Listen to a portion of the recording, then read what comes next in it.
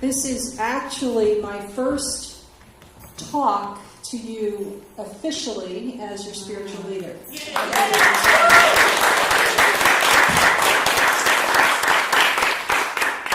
So 2 weeks ago I was here with Tony Cryer, Reverend Tony Cryer from Unity on the Cape, and we celebrated together. He and I are classmates together at UWSI, and but this is the first time that I'm getting to share a lesson with you as the spiritual leader, and I cannot emphasize enough how grateful I am to be here, how excited I am to be here, how wonderful it is. I've gotten to know most of you a lot better, and each week it just gets better and better and better.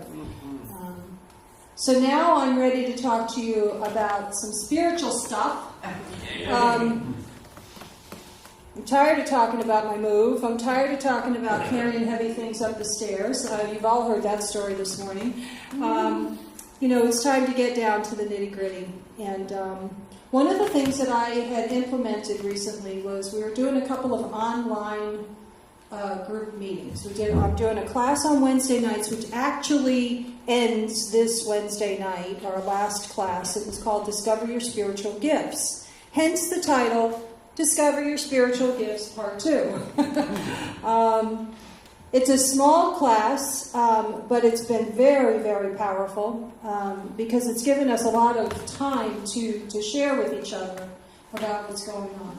And the whole premise behind it was discovering your spiritual gifts to help you to know what maybe your purpose is, to help you know what you're here for, what you might want to do, how you figure it out. How do I know what spiritual gifts I have?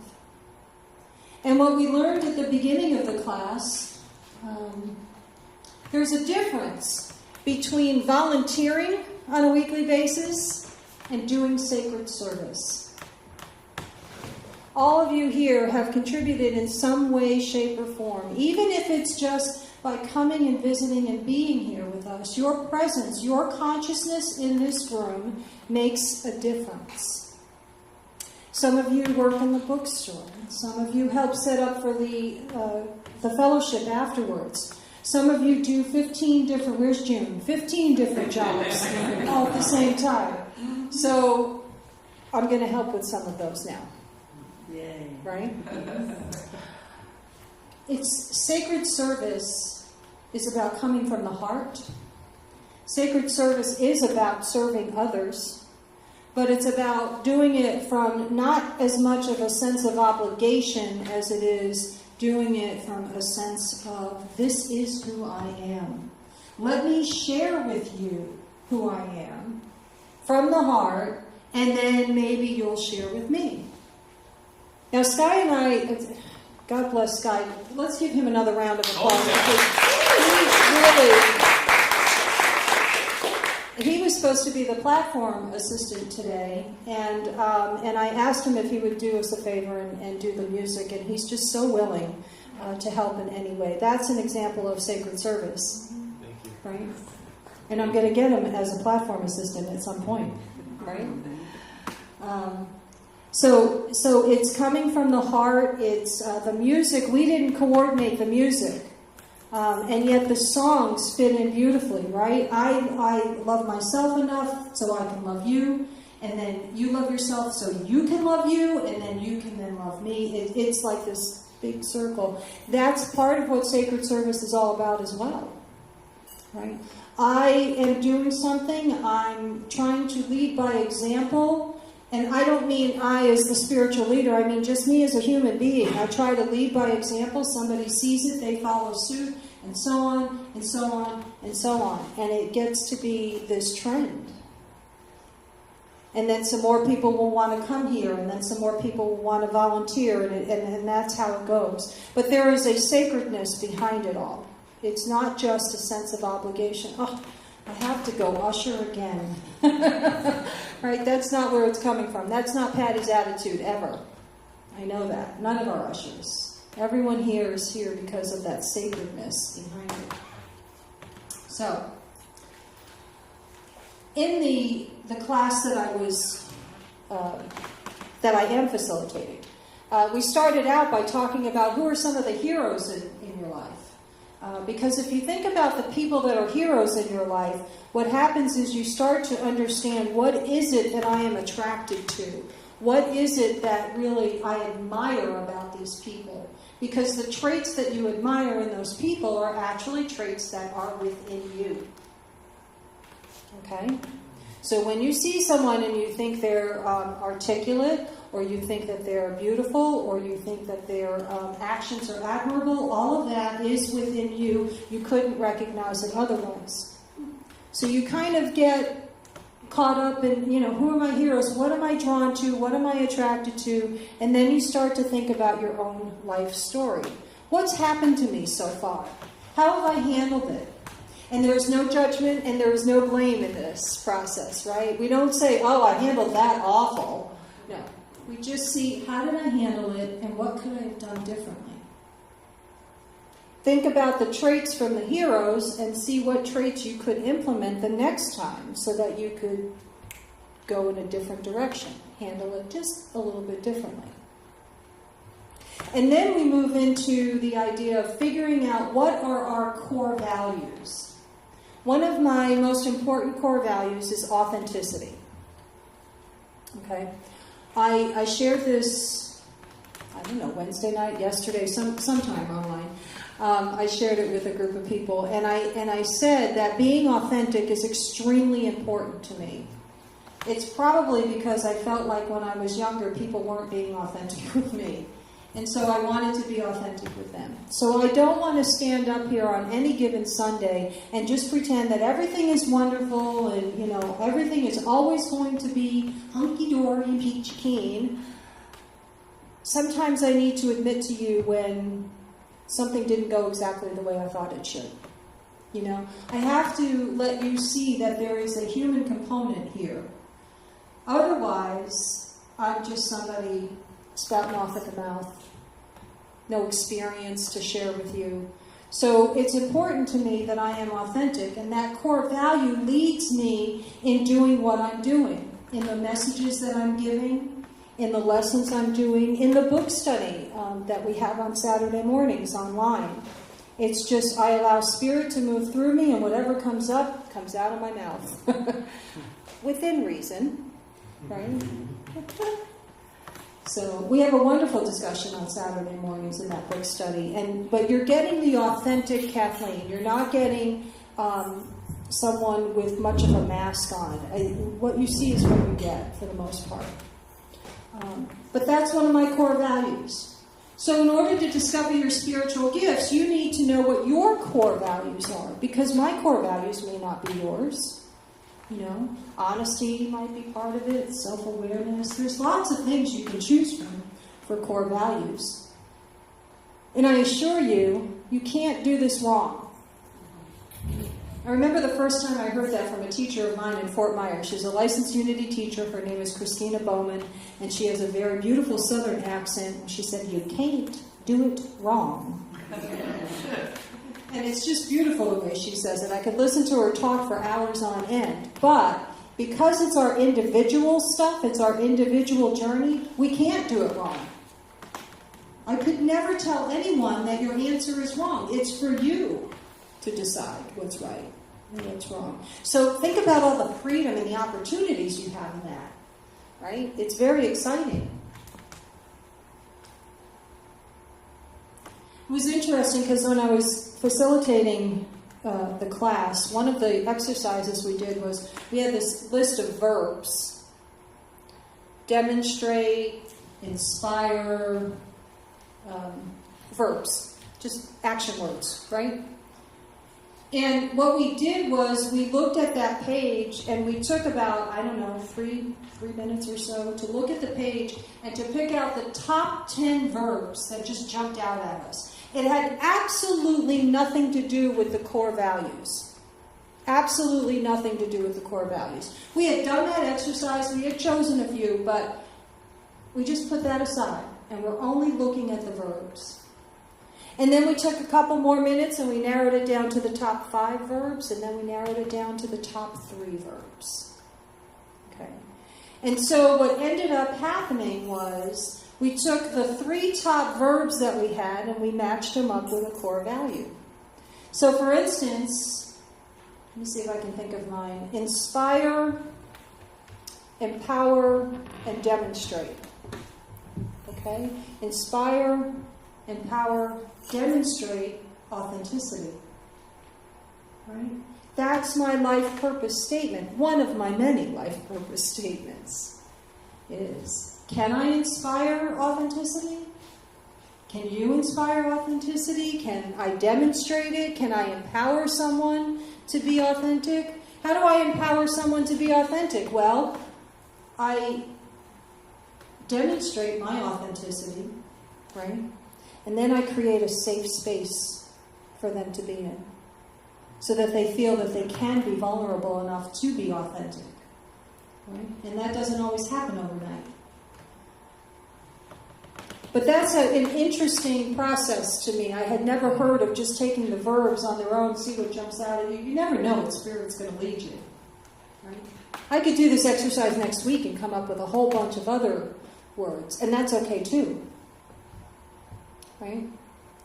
So that's what we did. We kind of created these life purpose statements, and that's the next step in discovering your spiritual gifts. So now I want to ask you a couple of questions, because this is where we're at now in the process. What brings you the most joy in your life? What activity might come up for you that brings you the most joy in your life? So for some people, it might be they love to read. Other people love to hike, go out in nature, you know. I don't care for mountain climbing, but I like to hike on flat trails. But I like to walk, and you know, so everybody's going to be a little bit different. But what brings you the most joy? Okay, so that's the first question. And then there's a part 2 to this. The second question is, what is most needed in the world and or your community? And think about some of the things that might be needed in the world. Peace comes to mind. Compassion for other people. Compassion for people with different viewpoints. Doesn't matter what side you're on, right? Okay. So what is most needed in your community? Maybe there's an issue with homelessness or needing food, right? And so what's most needed, and then what brings you joy? And so then you take the two and you combine them together to see what brings me joy and how can that help this particular need in the world. So for instance, I had 2 people in the class. They were talking about enjoying hiking, being out in nature. They just loved being outside. Didn't matter if they were hiking up a mountain or by a lake or whatever. They just loved to be outside. And then one person's idea about what is most needed in the world is understanding other people with different opinions. And she realized when she did this little cross match thing, remember on tests when you had column 1 and column 2 and you had to match what went with what? When you cross them, she realized that she could get a gathering together, go outside, and bring people of different beliefs, different political views, whatever it is, bring different people together from the community and do an outside event to bring them together to get them to understand each other a little bit more. So she was taking what she loved to do, what brought her the most joy in life, and she was bringing it together with what the community needs. This particular person is in school with me. She's at Unity Worldwide Spiritual Institute. She's also on the path to becoming a Unity minister. And she got so excited during that Wednesday class because she said she had like 5 or 6 ideas coming to her all at once. Every time she drew a line, another idea came to her. So it was very exciting. But it's not limited to students. It's for everybody. Every one of us could ask ourselves these questions. And we could decide, what do I love? What's needed? Where do they match? I would encourage you to think about doing some of that this week. Or in the couple weeks to come. Just think about it. Who knows where Spirit wants to lead you? When you think of these questions, you never know what answers are going to come up. That's the scary part. But then you don't know where it's going to lead. And one idea leads to another, leads to another.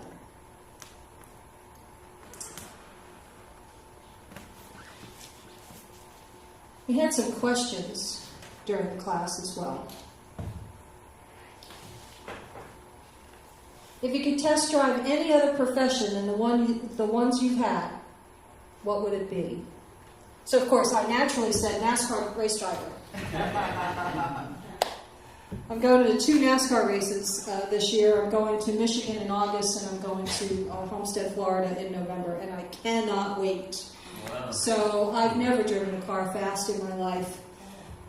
Even when I got my licenses when I was in my 20s, I never drove very quickly, so I would love to do one of those things. That would be mine. But, to ask yourselves these questions is to allow yourself to imagine. We all have what Charles Fillmore referred to as the power of imagination. Right?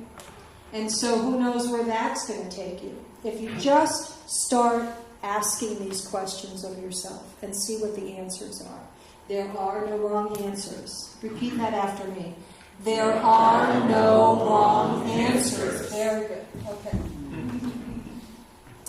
If you've ever thought that someday you might like to write a book, what would the subject of that book be? Right? That might tie directly into what brings me joy in my life. Right? It might not. You might want to write a fiction. That's okay too. But again, what would it be? What am I really, really drawn to? Because here's the thing, and this is probably the most important point I'm going to bring up today for you. This whole thing about discovering your spiritual gifts is not about getting you to sign up to volunteer here, although we would love to have you. But it's really more about you taking ownership, me taking ownership of my life. Right? So how many people do you know that kind of sit back on their couch and just kind of wait for life to come to them? I actually was probably one of those people for a long time until I found unity. Right? It's not going to work that way. The perfect job isn't going to fall into my lap. I have to fill out a job application. Right? I have to be willing to do the footwork. There's a common story about, the guy says, I want to win the lottery, but I keep praying and I keep praying, but you have to buy the ticket. Right? Like if I don't buy the ticket, I cannot expect to win the lottery. It's just that simple. It's not that simple just by buying the ticket either. You need to throw that caveat in there. Right? But these questions help you to take control of your own life. What is it that I really love to do? And I would like to say for you, because it's just coming to me now, you may get yourself into a situation where you're asking these questions and then the answer comes up and then the next thought is, oh, I can't do that. Okay? That very well may happen. And what I would encourage you to do is to politely say, thank you for sharing, you may leave now. And not think about, oh, I can't do that. Think about, what if I could? The thought of me, I know I wasn't going to talk about my move, but I am going to talk about my move. The thought of me moving to New England was never on my radar, and yet here I am. So it shows me that I just kind of put it aside that, oh no, you could never do that. You couldn't live up there. That would never work. Thank you for showing up. I appreciate your sharing. You may go now. And I kept going anyway. It's the best thing I ever did. Doesn't mean it's still not challenging, right? But it's the best thing I ever did, and I just keep moving forward. So I would encourage you, if you do have any of that negative feedback, which is usually ego trying to get that fear planted so you don't decide to rock the boat and pursue your dreams? Just thank you, but no thank you. I'm not going to listen right now. Okay. What is the most important thing missing from your life right now? I would probably word that question just a little bit differently. I don't think that anything is missing from my life. I think that my awareness might be lacking sometimes. I have everything. I have everything that is necessary. We all do. It's just that we're not always aware of it. It may look like I don't have enough money in the bank, or it may look like I don't have enough furniture in my apartment. It may look like someone in my life doesn't love me the way I think they should. Right? But it's about awareness. There really isn't anything truly missing from my life. I just have to get a different understanding of what's really going on. If it's about a relationship with someone, it's probably because they've got some stuff going on in their lives, and maybe I'm not aware of it. And maybe it looks like they don't care about me, but meanwhile, they're really worried about somebody else in their life. Right? There's lots of explanations. We won't go through all of them, but that's just a general statement for us to think about. What feels like it's missing would be a better way to word the question. And then what do I do to make it not missing anymore? If I feel like love is missing from my life, and then I realize just how much love I have, then I acknowledge how much love is really truly in my life, and then I don't feel like it's missing anymore. So then the final question becomes, for discovering your spiritual gifts, the final deal here is, what am I called toward right now? What do I think wants to emerge in my life? Now please note that this question does not say, what do I want to emerge from my life?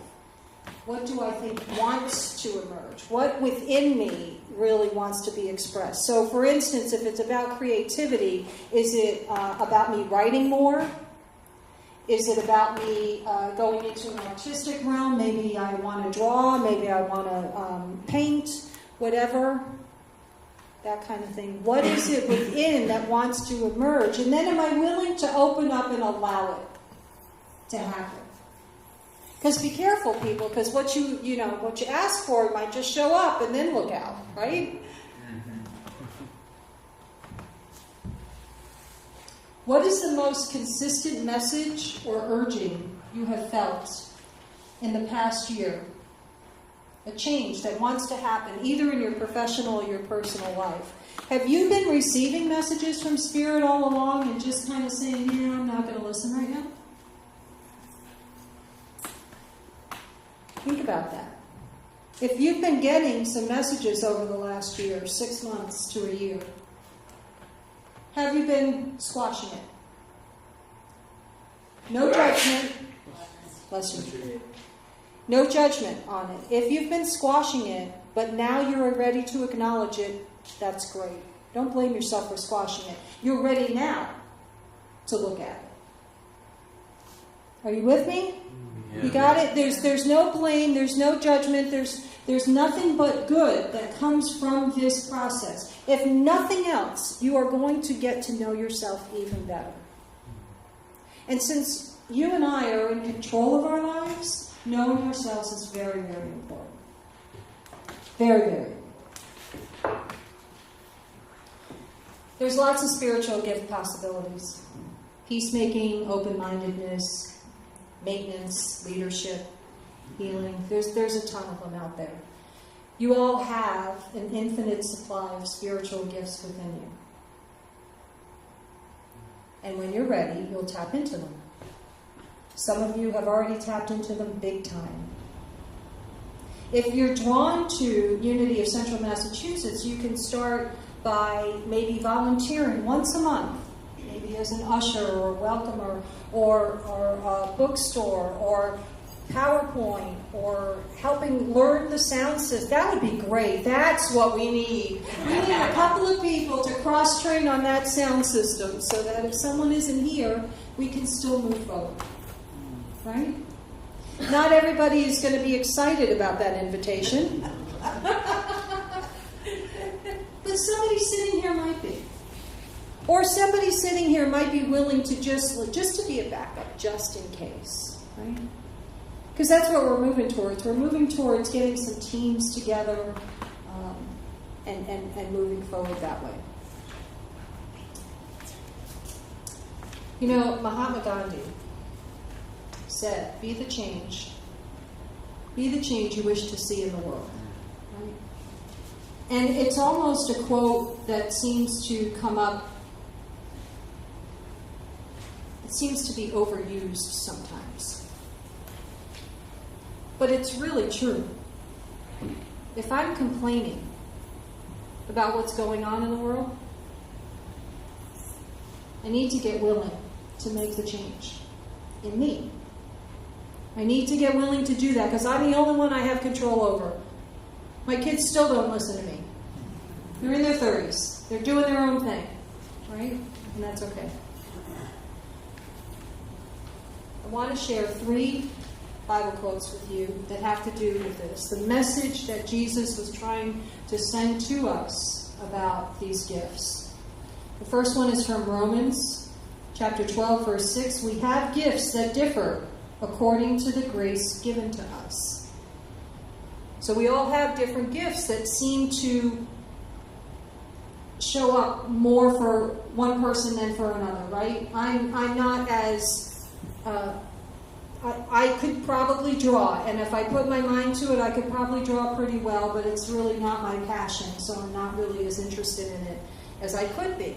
But other people really must, are, and they do magnificent work. So we all have our gifts. We just have to call them forward. In 1 Peter chapter 4, verse 10, like good stewards of the manifold grace of God, serve one another with whatever gift each of you has received. So what does that tell us? We've received a gift, and then we serve others with this gift. That's how it all comes out. That's how it all manifests, right?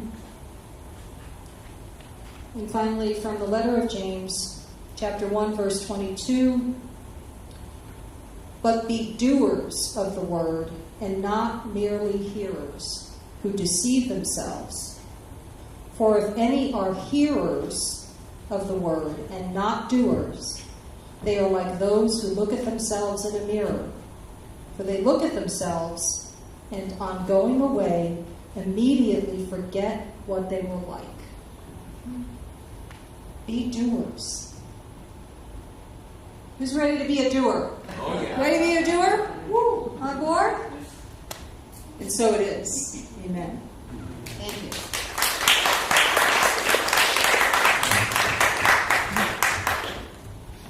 Okay, we're going to take these ideas and we are going to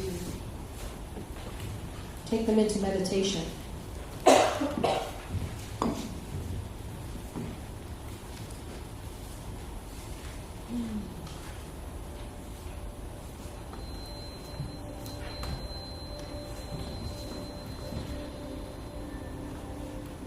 I invite you now to get comfortable in your chair. You can close your eyes if you feel comfortable doing so. And take a couple of deep, centering breaths.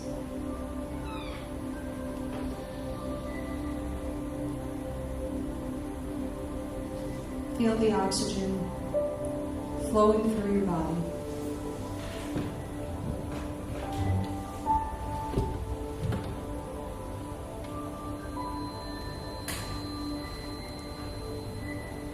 We go to that innermost place.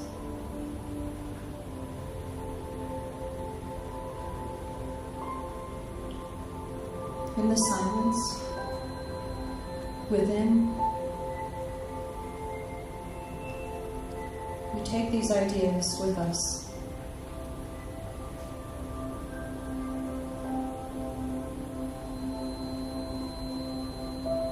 We are created, called and prepared to express our true self.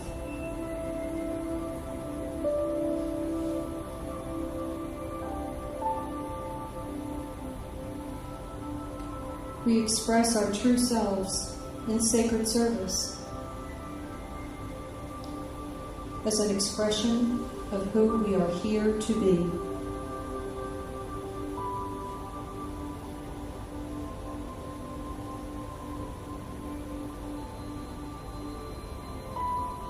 We share our unique calling, our gifts. We use them on behalf of others.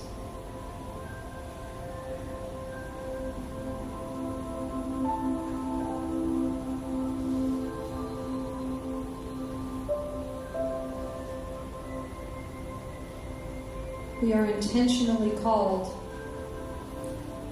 to involve ourselves in acts of creative love.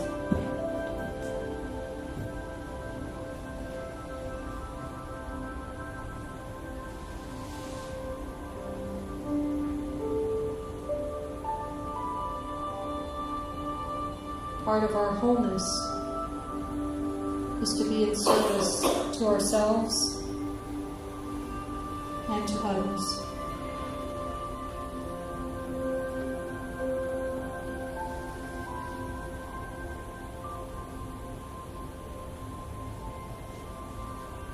We are called.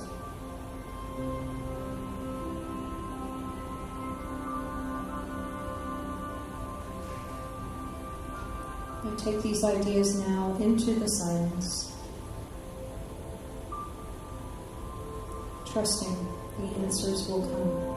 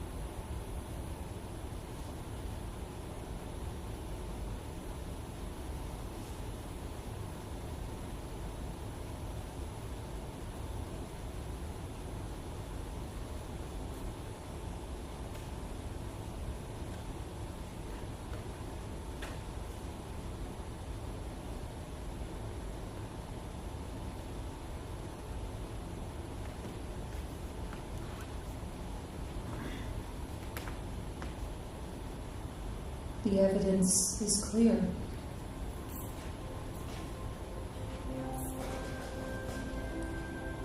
We are prepared to express our true self in sacred service. We are prepared.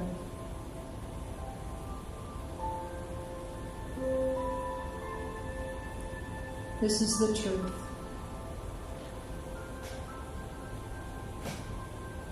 And because we are prepared, we willingly open to all possibilities.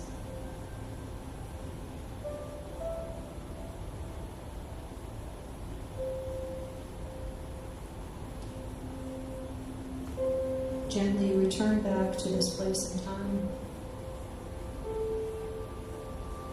Take several deep breaths, feeling the oxygen moving through your body, knowing that God within is the energy you feel, ever present, always constant.